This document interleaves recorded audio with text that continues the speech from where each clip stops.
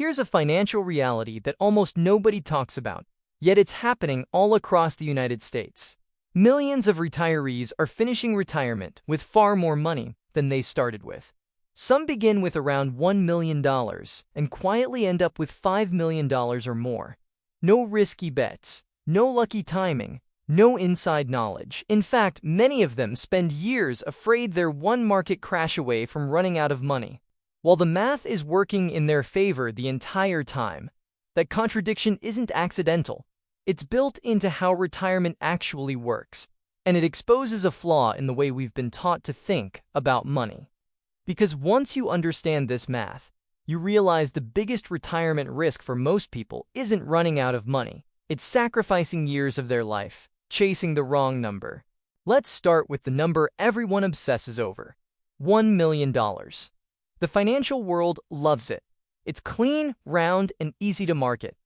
Are you on track for $1 million? The $1 million retirement checklist. You see it everywhere, but here's the reality most headlines leave out. Based on publicly available data, the median net worth of Americans between ages 65 and 74 is roughly $410,000. That's not a typo. It's less than half of the so-called required million. Yet millions of people in this group are already retired, paying their bills, and living stable lives. You'll sometimes hear much higher figures thrown around, averages close to $1.8 million. But averages can be deeply misleading. One extreme outlier can distort the entire picture. If someone with enormous wealth is included, the number jumps, without changing what life looks like for the typical retiree. And that's where the real problem begins. People end up chasing a benchmark that has very little to do with their life. They delay retirement, skip vacations, say no to experiences, and keep working, often longer than necessary, because they believe they haven't made it yet. Retirement doesn't run on headlines. It runs on cash flow. And once you shift your focus from a magic number to how retirees actually live and spend, the story changes fast.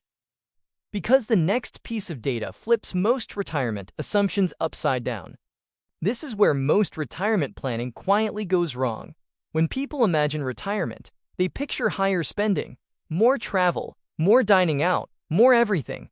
But when you look at how retirees actually live, the data tells a very different story. For households aged 65 and older, average annual spending is about $57,800. That's roughly $4,800 a month. Comfortable, but far from extravagant. And here's the part that surprises almost everyone. Spending tends to decline with age. People between 65 and 74 spend more, around $60,800 a year. Those 75 and older drop closer to $53,500. Not because they're forced to cut back, but because life naturally simplifies. Travel slows. Big purchases become rare. Dining out less often replaces eating out constantly. Priorities shift from things to time, comfort, and people. Yes, healthcare costs do rise. That's real. But for most retirees, decreases in travel, entertainment, food, and discretionary spending more than offset those increases. The net result is often lower overall spending, not higher. Yet many people plan as if the opposite will happen. They assume they'll need more money every year just to feel safe. That assumption creates fear, and fear keeps people working longer than they need to. To see why this matters, you have to look at where most retirees' income actually comes from. Because once you factor that in, the math changes completely. Now let's add the layer that dramatically changes the math and is often underestimated or dismissed entirely: Social Security. Picture a retired couple. Both worked full careers. Both are collecting Social Security. A very common scenario is about $2,000 per person per month. That's $4,000 a month, or $48,000 a year, arriving like clockwork. Now compare that to what retirees their age actually spend. Earlier, we saw spending around $61,000 a year. That leaves a gap of roughly $13,000 annually. Here's the key question almost no one asks. How much savings do you really need to cover a $13,000 gap?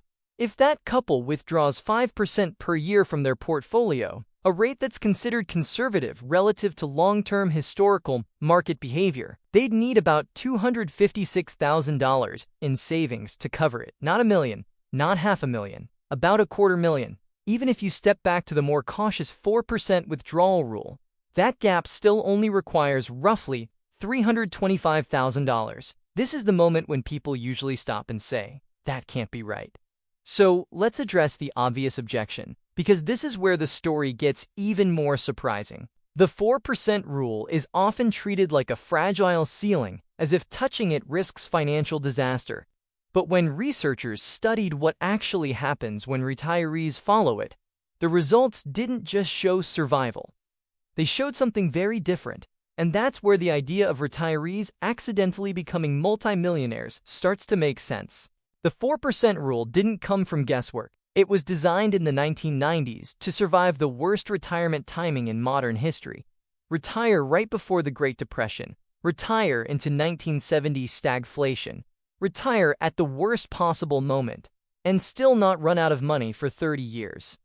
That's the bar it was built to clear. But when analysts went back and looked at what actually happened in real-world scenarios, something unexpected showed up. In the vast majority of cases, retirees following the 4% rule didn't just make it to the end. They finished with more money than they started with. In fact, when the outcomes were tracked across historical market conditions, retirees were far more likely to multiply their starting wealth than to deplete it. The reason is simple but counterintuitive. A diversified portfolio has historically grown faster than a 4% withdrawal rate, even after accounting for market downturns. So while money is being withdrawn each year, the remaining balance continues compounding. Over time, that growth often overwhelms the withdrawals, and that's under a rule designed for worst-case scenarios. In average conditions, or better, the math becomes heavily tilted in the retiree's favor. But here's where the story becomes even more striking, because most retirees don't actually withdraw 4%. They withdraw far less. And when you see what that does to the numbers, the idea of ending retirement with 5 times your starting wealth suddenly stops sounding extreme. It starts sounding predictable. Here's the part that rarely makes it into retirement conversations. When researchers looked at what retirees actually withdraw each year, the most common number wasn't 4%. It wasn't even 3%. It was closer to 2%. That means many retirees are taking just $20,000 a year from a $1 million portfolio, while the rest stays invested. And historically, diversified portfolios have tended to grow faster than that over time. So the result is almost inevitable. The account balance keeps rising year after year. This is how retirees become accidentally wealthy. Not because they planned to, not because they were chasing more, but because fear quietly kept spending low while compounding did its work in the background. And that fear isn't random, it's psychological. Decades of saving trains people to protect the balance at all costs. Watching the number go down, even intentionally, feels like losing. Add uncertainty about longevity, future healthcare costs, or another market crash, and the instinct becomes simple. Don't touch it unless absolutely necessary. Economists call this the consumption gap, the difference between what retirees could spend safely and what they actually spend. For many households, that gap is enormous, which leads to an uncomfortable question. If the money keeps growing and it's never used, what was the point of accumulating it in the first place?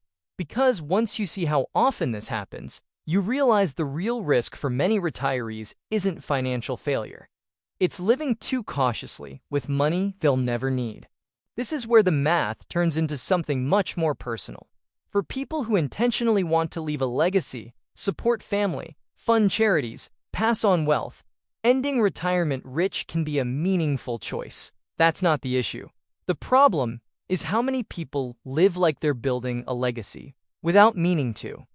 There are retirees in their 70s with well over $1 million saved who still hesitate to travel, stress over small expenses, and second-guess visits to see their own grandkids. Not because they can't afford it, but because fear has quietly taken control. And here's the hard truth. Some of those people will never spend that money. They'll pass away with large balances untouched, having skipped experiences, delayed joy, and lived smaller lives than their finances allowed. Not out of discipline, but out of uncertainty. The tragedy isn't retiring with less than a headline number. It's working extra years you didn't need to work, for money you were never going to use. To understand how common this is, you have to look beyond couples and examine another group that people assume needs far more money to retire safely: single retirees. Because once you run those numbers, another major assumption starts to break down. There's a common belief that retiring alone automatically means you must have significantly more money, fewer income sources, no cost sharing, higher risk. But when you run the actual numbers, the picture is far more nuanced. Take a single retiree receiving $2,000 a month from Social Security, about $24,000 a year. Many core expenses don't get cut in half just because someone lives alone. Housing, utilities, insurance, and healthcare remain largely the same. So let's assume total annual spending of around $60,800, similar to the average retiree household. That creates a gap of roughly $36,800 a year that needs to come from savings. At a 5% withdrawal rate, that requires about $736,000 saved. At a 4% withdrawal rate, it's closer than $920,000, still under the mythical $1 million target. And that's for someone covering all expenses alone, without cutting back or living minimally. Now compare that to another scenario, a couple that actually plans to enjoy retirement: more travel, helping family, dining out without checking prices every time, spending $75,000 a year, with $48,000 covered by Social Security, leaves a gap of $27,000. At 5%, that's about $540,000. At 4%, around $675,000. Comfortable living, real enjoyment. Still no million required. And yet, most Americans are nowhere near even these numbers, which raises an obvious question: how are millions of people retiring anyway? The answer sits in layers most retirement discussions completely overlook. Here's the disconnect that confuses almost everyone. If you look only at retirement account balances, the numbers seem alarming. The median retirement savings for Americans ages 55 to 64 sits around $185,000 to $200,000, far below $1 million, not even close. And yet, millions of Americans still retire. They pay their bills, they stay housed, they eat, travel modestly, and live stable lives. How? Because retirement in the US is rarely funded by one pile of money. It's funded in layers. Social Security is the foundation for most households. For many retirees, it covers around 40% of total expenses. For some, it covers nearly everything. Add in pensions for those who have them, modest savings withdrawals, occasional part-time income, and sometimes home equity as a backstop, and the system holds together. Here's a statistic that sounds scary until you understand it.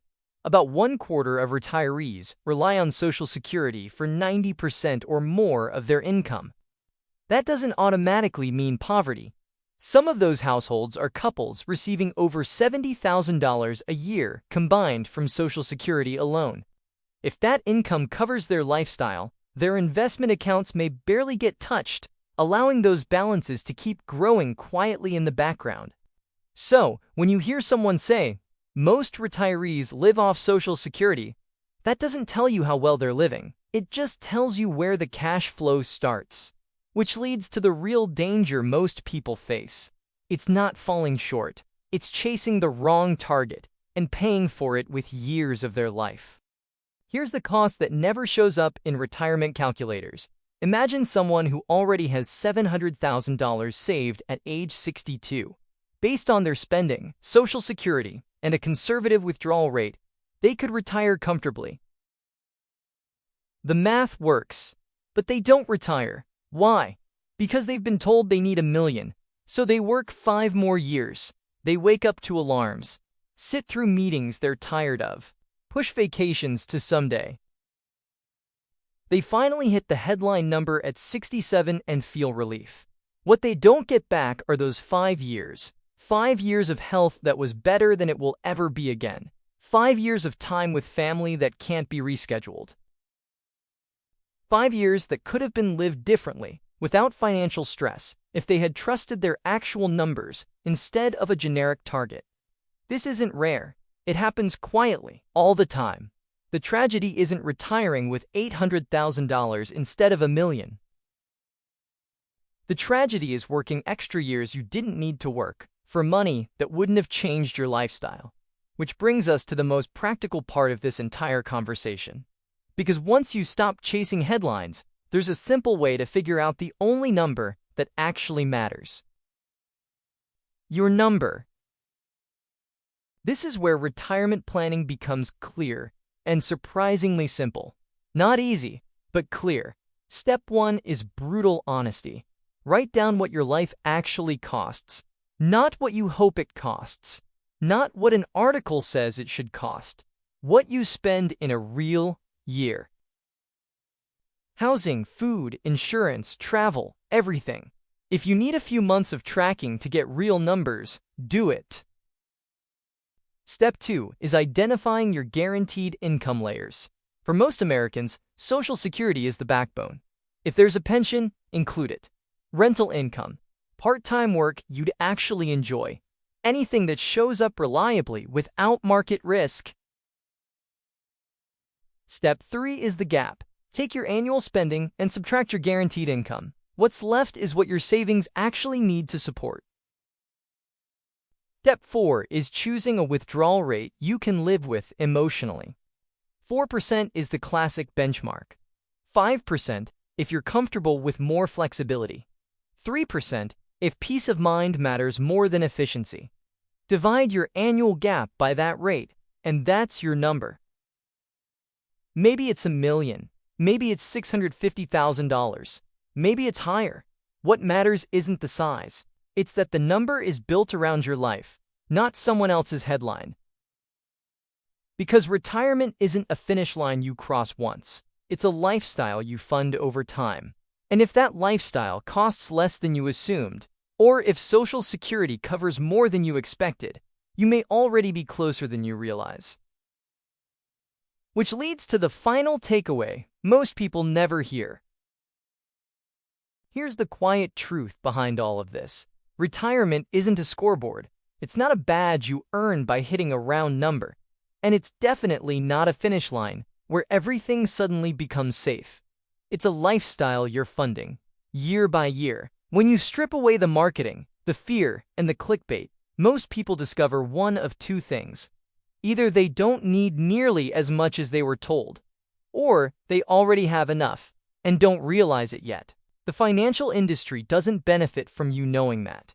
Headlines don't benefit from nuance, but your life does.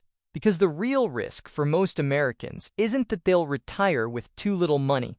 It's that they'll give away years they can never buy back, working longer, waiting longer, delaying life, for a number that was never designed for them in the first place. Run your real numbers. Understand your layers. Trust the math, not the myth. And once you do, you may realize something that changes everything. Freedom might be closer than you think.